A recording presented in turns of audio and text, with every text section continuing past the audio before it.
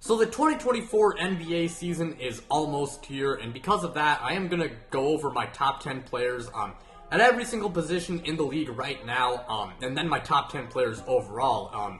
I've already done my top 10 point guards and my top 10 shooting guards, and here we are with my top 10 small forwards. So, yeah, before we do get started, of course, hit that like button if you guys end up enjoying this video, because it really does help out the channel. And of course, subscribe if you guys are new and you guys enjoy content like this, so you don't miss out on any new videos like the one you're watching right now. And I'm also trying to hit 2,000 subscribers, and when I do reach my goal, I will do a Q&A. But yeah, without further ado, let's just go ahead and get this video started. Now, starting this list off at number 10, I do have Michael Porter Jr. from my favorite team, the Denver Nuggets. MPJ, I would say he's like a good starting level player. I'd say he is kind of close to being an all-star level player. Maybe he does reach that level one day, but yeah, MPJ, he's obviously really good. As a Nuggets fan, I love him. He's a really good scorer, a fantastic shooter, and defensively, while he's not exactly like an all-NBA level defender, he has improved a lot on that. He's improved pretty much every single year defensively throughout his career, and he obviously played a very integral role in the Nuggets winning the finals last year. So, yeah, not exactly. He's also not perfect. I will say that. I mentioned before, he's not exactly a plus on defense, not a minus either. And along with that, I will say he was a tad inconsistent in the playoffs last year when it came to his shooting. Like, there were times when he was just jacking up shots, even though he was like ice cold the entire game, and it definitely got a little bit frustrating as a Denver fan. But yeah, MPJ still really good, and hopefully he helps the Nuggets win their second NBA Finals. But last year, he did average 17 points per game and 5.5 rebounds per game while shooting 49% from the field and 41% from three. Now at number 9, I do have Mikal Bridges from the Brooklyn Nets. Mikal Bridges, when he got traded to the Nets, that man exploded and broke out. He really did play like an all-star. I mean, he was already a pretty solid scorer and shooter, but he really showcased his offensive ability when he got traded to the Nets. He was creating his own shot, and he was the Nets' best player after the trade deadline last year. Along with that, he's still an extremely good defender. He's still very durable. I will say what does hold him back a little bit right now is the fact that I still want to see a full season of that all-star level production, and along with that, I am interested to see what he can do as the number one option. Like, how far can he lead the Brooklyn Nets? But yeah, Mikal Bridges, extremely good player, and last year, he averaged 20 points per game and 4 rebounds per game while shooting 47% from the field and 38% from three. And I do think that this upcoming year, those numbers should be even better. I think they will be they're going to be a lot more similar to the ones he was averaging after he got traded. But now at number 8, I do have Desmond Bane from the Memphis Grizzlies. He's one of my favorite, I really do like him. He's definitely one of my favorite players on the Grizzlies. We know that he's a really good shooter, and he's also a really good defender, and he's improving as a creator. I mean, he definitely is doing that, and right now, I would consider him like a really good starter to like borderline all-star level player, and I do think that in the near future, possibly as soon as like this upcoming year, he could establish himself as a bona fide all-star level guy. But yeah, Desmond Bane, really good player, not perfect by any means, definitely had some poor playoff performances this past year. And along with that, as I said before, he is still growing as a creator, but that said, like, he's still really good. And last year, he did average 21.5 points per game and 4 assists per game, along with 5 rebounds, and he shot 48% from the field and 41% from three. Also, I do want to say that I consider him a small forward, mostly for the fact that I do think that when Ja Morant does come back, Marcus Smart will be the 2 and Desmond Bane will be the 3. But at number 7, I do have DeMar DeRozan from the Chicago Bulls. DeMar DeRozan is a pretty weird player. I'll start off with the positives. He's a really good scorer, obviously, and he is a very good playmaker. But that said, he does have an old school playing style, and while I think it can be pretty fun sometimes, his old school playing style definitely holds him back. Like, he needs the ball in his hands to be effective, which definitely limits him as an offensive player, even though he's still really good, obviously. But it definitely limits him, and along with that, he's had some poor playoff performances, and I gotta say, like, given his play style, I honestly think his playing style definitely best suits him, like, as a sixth man on, like, a championship level team, even though he's, like, an all-star level guy. Again, it's kind of weird with him.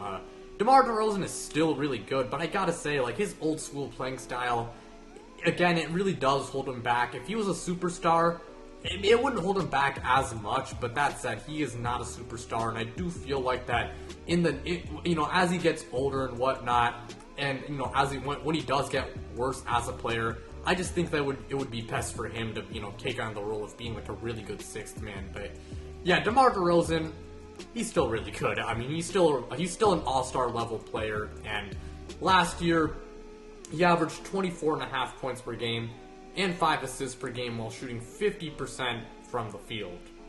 At number 6, we got one of my favorite players in the NBA, in Brandon Ingram. Brandon Ingram, he's a really good scorer, obviously, great shooter, especially from mid-range, and he's also a pretty solid playmaker as well. I really do like Brandon Ingram a lot. Probably my favorite player on the Pelicans.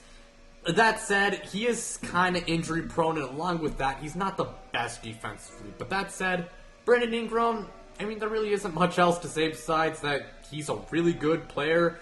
He's an all-star level guy, and I do hope that him and Zion can stay healthy this upcoming year. Because if both of those guys can stay healthy this year, then the Pelicans could actually be a pretty good team. But last year, B.I., he averaged 25 points per game, 6 assists per game, and 5.5 rebounds per game while shooting 49% from the field and 39% from 3. At number 5, I got Lowry Markkanen from the Utah Jazz. Lowry Markkanen, he won Most Improved Player last year, and he surprised many fans, including myself. A lot of people gave up on him, and he 100% deserved MIP. And to Lowry Markkanen, if you're watching this, I'm sorry for doubting you, but yeah, Lowry Markkanen, he is a bona fide all-star level player. He's great when it comes to scoring the ball. He can score at all 3 levels now. He's a fantastic shooter. That said, I would like to see him grow as a playmaker, and defensively, he's not exactly the best. But last year, he averaged 26 points per game, 9 assists per game, and shot 9 rebounds per game, and he shot 50% from the field and 39% from 3. At number 4, I got Kawhi Leonard from the Clippers. Kawhi Leonard, very similar to Paul George in the sense that when he's on the court, that man is one of the best players in the league. There is no denying it. Like, he's still a really good scorer. He can shoot the ball well. He's still really good defensively. He just can't stay on the court, and it's really, really frustrating. Like, I mean, I know people say this, like, every damn year, but if Kawhi Leonard and Paul George could stay healthy, the Clippers would be one of the best teams in the NBA. But yeah, Kawhi Leonard can't stay healthy. But yeah, enough with the negatives, I guess. Kawhi Leonard, although he is very injury prone, again, there is no denying that he is still one of the best players in the league. And last year, he did average 24 points per game, 4 assists per game, and 6.5 rebounds per game while shooting 51% from the field and 42% from 3. At number 3, we got the man himself, LeBron James from the Lakers, of course. LeBron James, we've heard it numerous times before, so I'll try to keep this one short.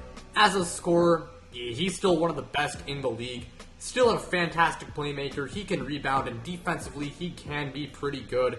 And of course, the Lakers last year, they surprised a lot of people by going on that Cinderella run to the WCF. I mean, I know that they got swept in the conference finals against Denver, but, the fact that they made it there, that was pretty successful. And I mean, they really did surprise a lot of people. And of course, LeBron, he played a very integral role. I mean, I know he definitely had his inconsistencies shooting the ball in the playoffs, but to be fair, he did play through an injury. But yeah, getting to the flaws of LeBron James, he did shoot poorly from 3 last year, and I will say he has become somewhat injury prone. But that said, LeBron James, he's still LeBron James, and last year he averaged 29 points per game, 7 assists per game, 8 rebounds per game, and he shot 50% from the field. And at number 2, I do have Jayson Tatum from the Boston Celtics. I know he did struggle with his consistency last year, but that said, JT is still one of the best players in the entire league. I mean, he's a fantastic scorer, really good defender, and as a scorer, he's very efficient as well. For the most part, he really just needs to improve his consistency. If he can do that, then he could be the number 1 on this list when I make it in a year from now. But yeah, Jayson Tatum, I really like him, and there really isn't much else to say about him besides the fact that he's extremely good, and he averaged 30 points per game, 5 assists per game, 9 rebounds per game, while shooting 47% from the field, and 35% from 3. He averaged those numbers last year, of course, but yeah, at number 1, I do have Jimmy Butler from the Miami Heat. And Jimmy Butler, he can score the ball well. He's a pretty good playmaker, and he's also a good defender as well. In fact, he's a very good defender. But the main reason why he is number 1 is because of that 2023 playoff run. I mean, he was amazing.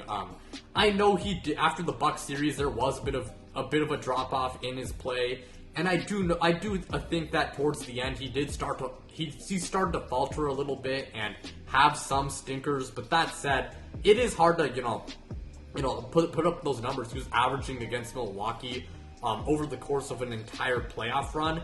And along with that, I do believe he did suffer like an injury in the Knicks series, which definitely hampered his play. But that said, Jimmy Butler, he was amazing in the playoffs last year. I mean, if he had it not been for him, the Heat definitely would have not. If he really didn't play at that level, the Heat wouldn't have reached the finals. It's plain and simple. But yeah, Jimmy Butler, he's extremely good. And he's also like a playoff riser. I forgot to mention that, but that he is a playoff riser for the most part. I mean, 2021 he was awful in the playoffs, but yeah, for the most part he is a playoff riser. Getting to the negatives about him, I already mentioned before he did falter a little bit towards the end in last year's playoffs, but also in the regular season, while he is good, he's not exactly great in the regular season, and along with that, he's not exactly the best three-point shooter. But yeah, Jimmy Butler, he's still really good, and last year, he averaged 23 points per game, 5 assists per game, and 6 rebounds per game, along with 2 steals per game, and shot 54% from the field. But that's going to do it for today's video. Thank you guys so much for watching. It really does mean a lot. Again, like, subscribe, do all of that stuff, and check me out on social media. The links to my Twitter and my Instagram are in the description below. But without further ado, I'm out, you guys.